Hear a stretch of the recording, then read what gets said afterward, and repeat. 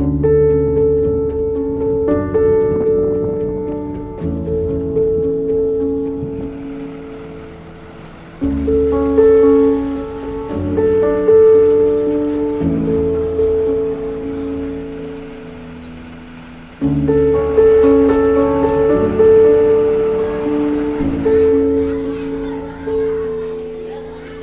I say to them, you've been through so much. You've traveled thousands and thousands of miles. Horrific things have happened to you. You've watched your family members die. You've gone without eating for months. How hard is it to study every night? And they're like, you're right, miss. I said, you need to study. You need to read every night.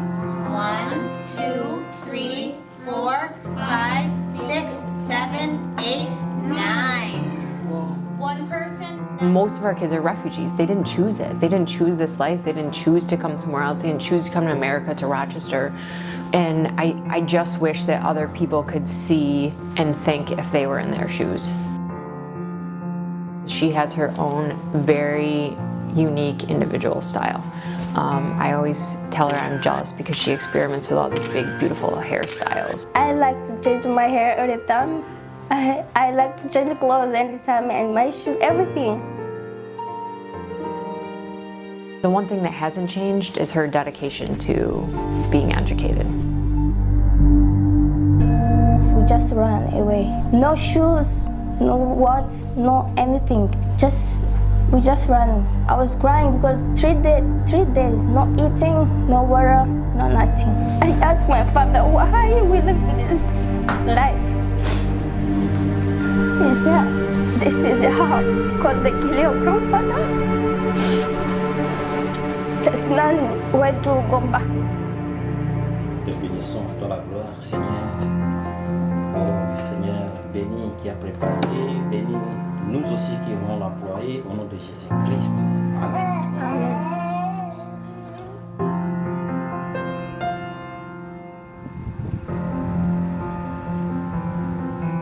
I'm looking forward to be either like a police officer or a pharmacist.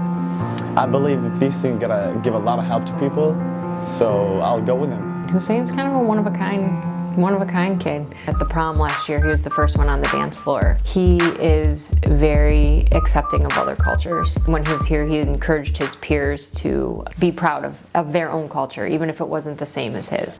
We left because of the terrorism. We left because we don't want to get killed. There's a reason why we came here. And there's a reason why we have to be here and continue, because we have to, get our education and get our job and, pay it back to the country that gave you a lot of help at first, right? There's traumatic experiences that are just re-triggered for a lot of our kids. All of a sudden they're back in their camp where it's being raided, or they're back in their house where, they're being kicked out and their houses are being set on fire.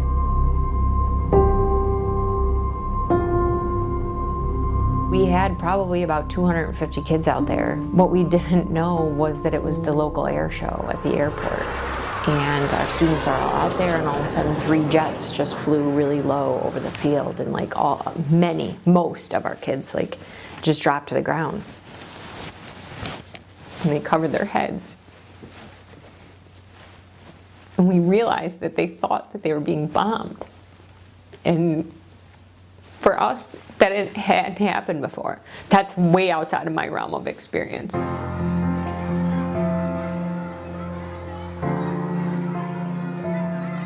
I think that it's because they've been through so much that their perseverance is at a much higher level than ours. Their resiliency is like, we get knocked down, we might stay now, they get right back up.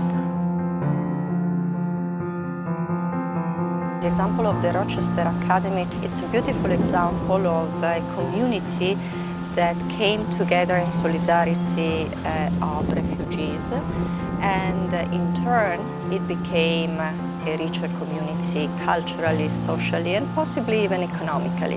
And these are the good examples, the good stories that the Together campaign to counter xenophobia is trying to magnify. And we talk about how, that the United Nations believe in peace around the world, and they do that kind of work, that real hard work of bringing peace. And it starts with us here. The role of school is we are area. We are one. We are together. You can talk to anybody. Does not matter what color. We are different color, but we are same blood. 1, 2, 1, 2, 3, 4. Monday, Tuesday. I wish the world could be like I used to be in the school, you know, how things going, how respectful and, you know, honored each other, how we were family and playing and do all these things together. We're all from different culture, we all have different, you know, nationality, but we're the same, you know. It doesn't matter where you came from, what language you speak, what color you are, you're a human being, you know. You gotta show respect and be respectful for whoever you are, and you gotta respect others.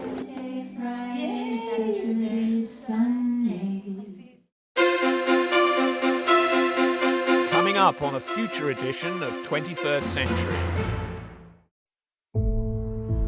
ناوي من إخلاصة حمري من هفدا سالم عراقي دمازنبو عرب اختي داعش سيما هشتاتي مش مال دركتن مدامبينا كردستان مريفا قرت استهنجام برنا شنغالدا مداخل بازيردا السر أو جيكا متيدل سرطانين سوكا كاتشكا أو اختصاب جماعتك تبايوان عاوزي برخوا كيف مشتاكي عاديو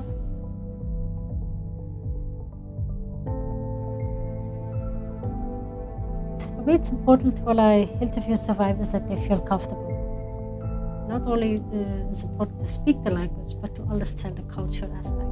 How should we approach survivors? How should we respect them? What should we take into consideration? ترى بعمرة بيتسكرك بمرتاحكم جيروكا خجركو فرقينا ومرجوروكا خش تكاسيرانا بوتوسا بس يعني أزبوي مرتاح مش حقي ما تقربين نازلات وقت ما ربيعات تيتي بس حسيام إنه هناك الدنيا دحين ما بحسين. It helps also to be a police woman because you have the investigation experience and you know how to investigate, how to ask the right questions, which question you should not ask.